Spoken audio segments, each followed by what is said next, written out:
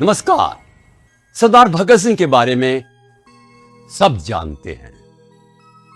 उनकी जेल में जो स्थिति थी, उनको जो फांसी हुई और उनको शहीद आजम कहा जाता है। परंतु आज हम कुछ ऐसे तथ्यों की बात करें कि उस व्यक्तित्व के ऐसे कौन से महत्वपूर्ण अंग हैं और घटक हैं जो उसको एक अद्वितीय व्यक्तित्व प्रदान करते हैं। पढ़ाई में बहुत ही अच्छे थे, 4 भाषाओं का ज्ञान था, हिंदी, अंग्रेजी, पंजाबी और उर्दू। बहुत बड़े गायक थे और देश प्रेम के गीत गाया करते थे। नाटक में भाग लेते थे। महाराणा प्रताप और चंद्रगुप्त मौर्य जैसे नाटकों में केंद्रीय भूमिका उन्होंने निभाई। लिखते थे, वीर अर्जुन में लिखा।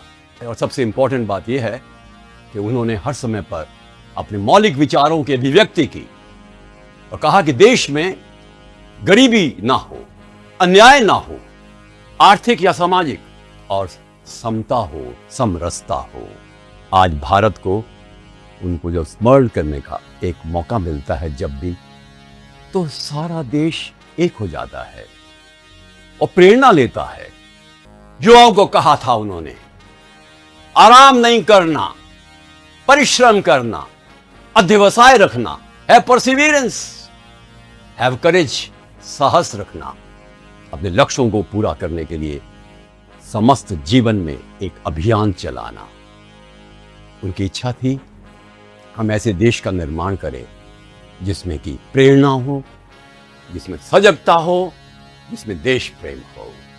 जेल में उनको सुविधाएं नहीं दी गई। 5 फीट 10 इंच के सरदार भगत सिंह को बस एक चारपाई दी गई, छोटे से कमरे में। सबको खाना भी अच्छा नहीं मिला।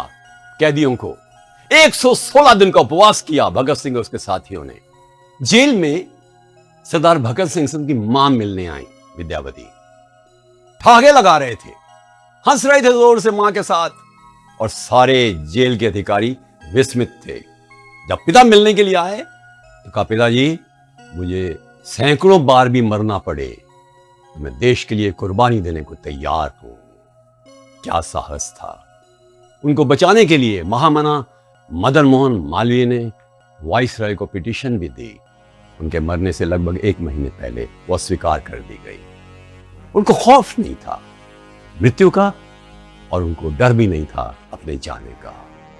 वो ये मानते थे कि जो वो कर रहे हैं उसका प्रभाव युगों युगों तक रहेगा। और जब उनको फांसी की सजा मिलनी थी 24 मार्च 1931 को, एक दिन पहले शाम को उनको फांसी दे दी गई। इनकलाब जिंदाबाद के नारे लगाते हुए उन्हें फांसी के फंदे की तरफ खुद बढ़ गए। और जब उनकी मृत्यु हुई तो अंग्रेज सरकार डर गई, अगर दाह संस्कार यहां कर दिया गया तो जेल में से धुआं उठेगा और आसपास के सब लोग इकट्ठे हो जाएंगे। पहले तो रावी नदी के पास ले गए, वहां पानी कम था, फिर सतलज के पास ले गए, वहां दाह संस्कार रात को कर दिया। लोगों को फिर भी मालूम पड़ गया, भीड़ आ गई और अधजली लाशों को वहीं छोड़ करके अंग्रेजों के वो सारे सिपाही और जेलर भाग गए। सब जगह बात फैल गई सारे देश में। और दूसरे दिन लाहौर में 3 लाख लोगों का जुलूस निकला और वो अधजली लाशों का दाह संस्कार बहुत ही विधि विधान से किया गया, सिख और हिंदू रीति से। सरदार भगत सिंह को हम स्मरण करते हैं एक महान नेता के रूप में, एक विचारक के रूप में, एक क्रांतिकारी के रूप में, फ्रीडम स्ट्रगल ऑफ इंडिया के एक महानायक के रूप में। और जो कि देश के लिए सोचता था, वो निर्भीक था, उसको मृत्यु से डर नहीं लगता था।